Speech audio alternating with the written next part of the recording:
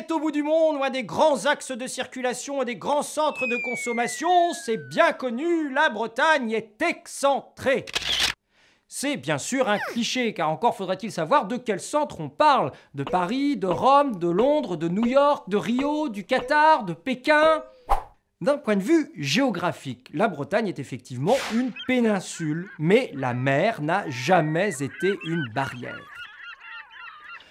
Depuis l'Antiquité, les habitants de cette péninsule ont toujours commercé et échangé avec les îles anglo-saxonnes, le monde ibérique ou le bassin méditerranéen, la Bretagne étant le centre naturel des échanges entre l'Europe du Sud et l'Europe du Nord. Aujourd'hui encore, la principale voie de commerce maritime longe les côtes bretonnes et dans les années 70, les paysans bretons ont créé leur propre compagnie de transport maritime. La Brittany Ferries relie Roscoff et Saint-Malo à l'Angleterre, à l'Irlande et à l'Espagne.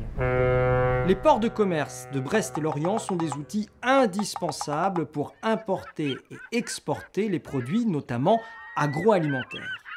Et le plus grand port de Bretagne reste Montoire de Bretagne, avec plus de 11 millions de tonnes de transit allant et venant vers 600 ports du monde entier. Wow! Côté infrastructure aérienne, la Bretagne est bien dotée, avec des aéroports à Lorient, Quimper, Brest, Lannion, Rennes et à Nantes, le plus important pour ce qui est des lignes régulières, sans oublier les aéroports de Saint-Nazaire, utilisés par Airbus, ou de Morlaix, où se trouve le siège de Britair, compagnie créée par des Bretons et aujourd'hui filiale d'Air France. Sur la route, à noter la grande particularité bretonne, un réseau de voies express entièrement gratuit. Quant au TGV, il reliera bientôt Rennes à Paris en 1h30.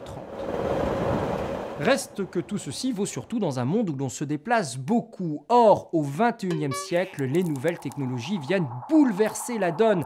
Avec Internet, les échanges sont facilités et le monde est devenu tout petit. Du coup, la notion de centré ou d'excentré n'est plus la même. Et ça, les Bretons l'ont bien compris. Ils sont plus de 40 000 à travailler dans les TIC, les technologies de l'information et de la communication. En breton, Pénarbé, c'est là où finit la terre, mais c'est aussi là où elle commence!